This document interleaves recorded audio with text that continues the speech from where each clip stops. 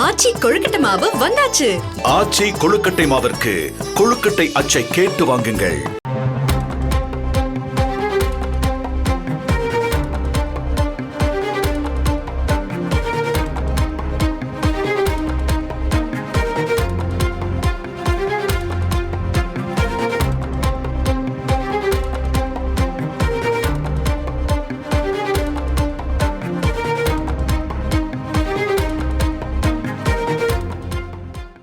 TNPSC விடைத்தாள் முறைகேடு வழக்கு விசாரணையை ரத்து செய்ய முடியாது என சென்னை உயர்நீதிமன்றம் மறுப்பு தெரிவித்திருக்கிறது. முக்கிய செய்தியாக பார்த்துக் கொண்டிருக்கிறோம். கூடுதல் தகவல்களை செய்தியாளர் சுரேஷ் வழங்க கேட்கலாம். சுரேஷ் வணக்கம். இந்த வழக்கின் பின்னணி என்ன?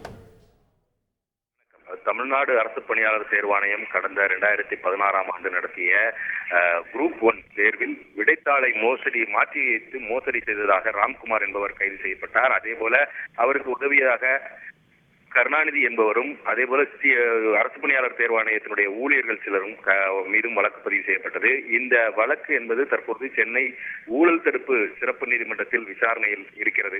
இந்த வழக்கை ரத்து செய்ய வேண்டும் என்ற கோரிக்கையுடன் கருணாநிதி சென்னை உயர்நீதிமன்றத்தில் மனு தாக்கல் செய்திருந்தார். அந்த மனுவில் விடைத்தாளை மாற்றி வைத்த விவகாரத்தில் தான் ஈடுபடவில்லை என்றும் முறையாக விசாரணை நடத்தாமல் ராம்குமாருடன் வேலை பார்த்ததற்காக தன்னை காவல்துறையினர் தவறாக இந்த வழக்கில் சேர்த்திருப்பதால் இந்த வழக்கை ரத்து செய்ய வேண்டும் என்று அவர் கோரிக்கை விடுத்தார்.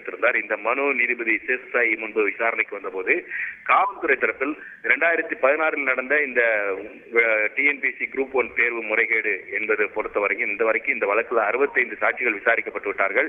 அதில் 10 பேரிடம் சாட்சி விசாரணையை ஏற்கனவே மொத்த சாட்சிகள் சேர்க்கப்பட்டிருக்கக்கூடிய நிலையில 10 பேரிடம் சாட்சி விசாரணை முடிவடைந்து விட்டது. அதனால் இந்த வழக்கை ரத்து செய்யக்கூடாது என்ற ஒரு வாதம் முன்வைக்கப்பட்டது.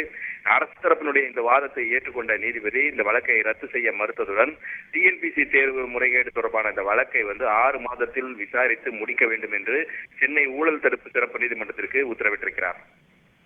உங்களுடைய விரிவான தகவல்களுக்கு நன்றி சுரேஷ். ஆச்சி கொழுக்கட்டை மாவு வந்தாச்சு. ஆச்சி கொழுக்கட்டை மாவிற்கு கொழுக்கட்டை அச்சை கேட்டு வாங்குங்கள்.